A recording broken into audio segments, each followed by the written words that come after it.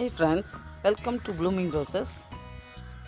Friends, நம்ம இன்றைக்கி வீட்டில் தயாரிக்கக்கூடிய ஒரு உரம் பற்றி பார்க்கலாம். இந்த உரத்தில் செடி ஆரோக்கியமாக வளருவதற்கு ஏற்ற மைக்ரோ நியூட்ரியன்ட் நிறைய இருக்குது. அதனால் பூக்களும் நிறைய பூக்கும், மண் வளம் அதிகரிக்கும். அதை பற்றிய ஒரு செய்முறையை நம்ம பார்க்கலாம்.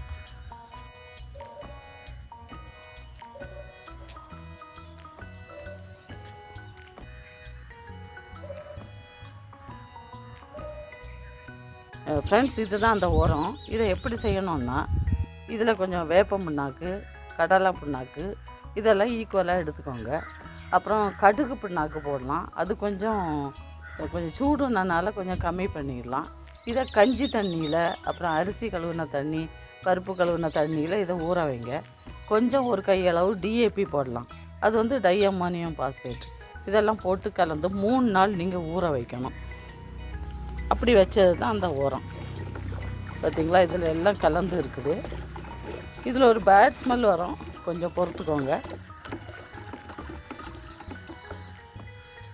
அடுத்து கடலை புண்ணாக்கில் என்னென்ன சத்து இருக்குதுன்னு நம்ம பார்க்கலாம். புரோட்டீன், கார்போஹைட்ரேட், நார்ச்சத்து மற்றும் மினரல்ஸ் எல்லாம் இருக்குது. ஒளிச்சேர்க்கை நடைபெற இது ரொம்ப உதவியாக இருக்கும். அடுத்து வேப்ப புண்ணாக்கை பார்த்திங்கன்னா நோய் கிருமிகளை கட்டுப்படுத்தும், நன்மை தரும் நுண்ணுயிர்களை பெருக்கும். இன்னொரு ஸ்பெஷல் என்னென்னா, ரசாயன உரத்தை போல் இல்லாமல் சத்துக்களை மண்ணில் மெதுவாக படிப்படியாக வெளியிடும். இதனால் ஊட்டச்சத்துக்களை உறிஞ்ச செடிக்கு போதுமான நேரம் கிடைக்குது.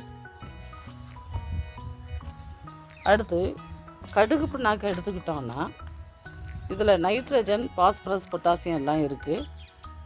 ஊட்டச்சத்து குறைபாடுகளை நிவர்த்தி செய்யும். தாவர வளர்ச்சிக்கு ஏற்ற புரதச்சத்து அதிகமாக இருக்குது. எல்லாவற்றுக்கும் மேலே பூக்காத செடியையும் பூக்க வைக்கும் நைட்ரஜன் இதில் இருக்குது. இதை எப்படி பயன்படுத்தலாம்னா, நல்லா கலக்கிட்டு 1:10 விதத்தில் நம்ம வந்து கலந்து செடிக்கு ஊற்றலாம்.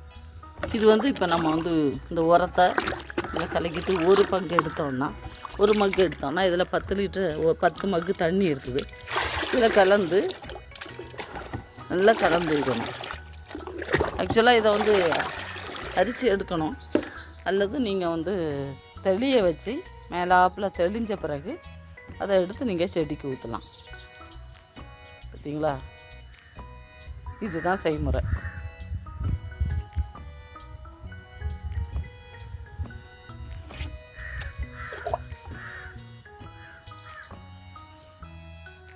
தண்ணி அப்படி ஒரு மக்கு இல்லை வேர் பகுதியில் நீங்கள் ஊற்றா போதும். இதை வந்து ஸ்ப்ரே பண்ணக்கூடாது, நம்ம வேர் பகுதியில் தான் ஊற்றணும்.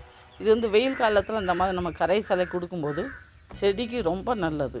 நிறைய பூக்கள் பூக்கும், செடியை நல்லா ஆரோக்கியமாக வளரும். ஃப்ரெண்ட்ஸ், இந்த டிப்ஸ் வந்து உங்களுக்கு பிரயோஜனமாக இருக்கும்னு நினைக்கிறேன். God bless you all. இதை நீங்கள் யூஸ் பண்ணி பாருங்கள். If you like this video, like, share and comment.